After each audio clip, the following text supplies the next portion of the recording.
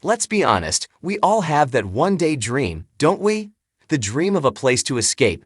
A little corner of the world that's just for us, far away from the hustle, the noise, and the demands of daily life. For most of us, it's a small cottage by the sea or a cabin in the woods. For broadcaster and TV legend Jonathan Ross, it's a breathtaking, history-steeped farmhouse in the middle of idyllic Dorset.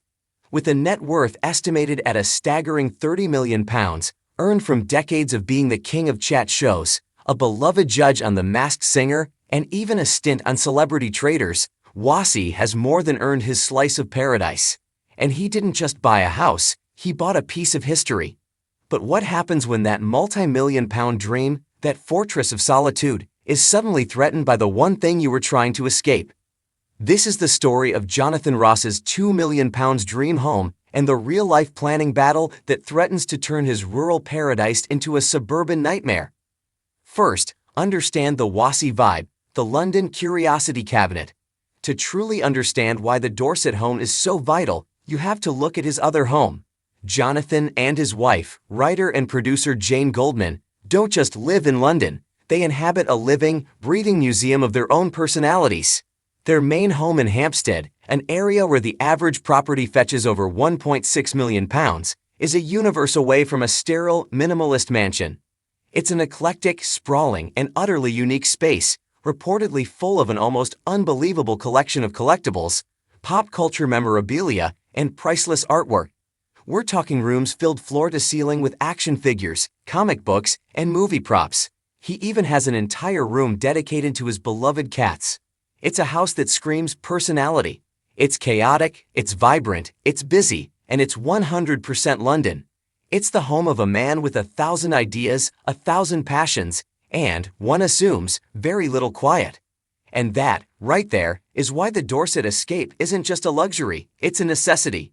The £2 million sanctuary, a 16th century escape. When it came time to find an antidote to the happy chaos of London, Jonathan and Jane splurged £2 million on the polar opposite, a jaw-dropping, grey dye, listed 16th century farmhouse. This isn't just a holiday home, it's a time capsule. Imagine stepping out of a car, the hum of London traffic finally gone, and breathing in clean, crisp Dorset air. You look up at a home that has stood for over 400 years, built with stone and timber that has seen Shakespeare, the Civil War, and the turn of centuries. This is what they bought. Inside, the home is a perfect blend of history and modern comfort. The source material hints at chic, soft furnishings and huge, comfortable sitting areas. Picture sinking into a plush sofa, the only sound being the crackle of a fire in an ancient hearth, all while looking out of a window onto a view that hasn't changed in generations. The grounds are just as stunning. The article mentions a stunning garden with plenty of room to sit outside. This is the English dream personified, sprawling lawns, hidden corners for reading, and the space to simply be. And of course, in true Wasi fashion, there's a shed that has been lovingly transformed into his own personal man cave, a private studio for his thoughts, his writing, or just to get away from it all. This farmhouse isn't just property, it's a sanctuary. It's a place to recharge a creative battery, to find peace, and to connect with something real and historic. The nightmare on the doorstep. Then the letter arrived, the one that every homeowner dreads. A property developer submitted plans for a new-build housing estate, right next door. It's a chilling thought. The peace you paid millions for, the privacy you crave, suddenly threatened by the exact urban sprawl you fled.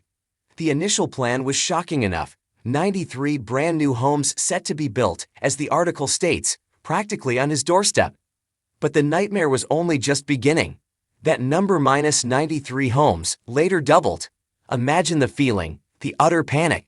The rural landscape, the gorgeous view from those huge sitting areas, was suddenly at risk of being replaced by a sea of identikit roofs, scaffolding, and the endless noise of construction. The fight for privacy, a distressing loss. Jonathan Ross isn't taking this lying down. This isn't just a case of not in my backyard, it's a fight to protect a piece of history and a personal sanctuary. In a letter to the Dorset Council, he laid out his fears with a sense of emotional, relatable urgency. This isn't just an angry celebrity, this is a homeowner watching his dream curdle.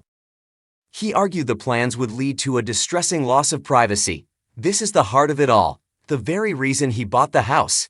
He pointed out that the proposed height of the new buildings would mean his own 16th century property would be directly overlooked. Think about that, the feeling of being watched, the joy of walking in your stunning garden in the morning, only to see rows of windows staring back at you. It fundamentally shatters the illusion of an escape. The sanctuary becomes a fishbowl. But his objections go deeper than just his own view. He's concerned about the very fabric of local life. This is the emotional core of the issue. You don't just buy a house in a rural area, you buy into the community, the quiet lanes, the local pub. Doubling the number of homes, as Jonathan pointed out, would have a direct impact on traffic and amenities. Those tiny country roads, never designed for such a massive influx, would be choked. The local shops, the doctor's surgery, all overwhelmed. He is fighting not just for his own peace, but for the soul of the area he fell in love with. It's the ultimate modern dilemma, the need for new housing crashing head-on into the desire to protect our history and our private spaces. For Jonathan Ross, this is more than a planning dispute. It's a deeply personal battle to save his £2 million dream from becoming a wake-up call. The man who spends his life under the bright lights of TV studios is now fighting for his right to a little bit of darkness, a little bit of quiet, and a view that money, he hopes, can still protect.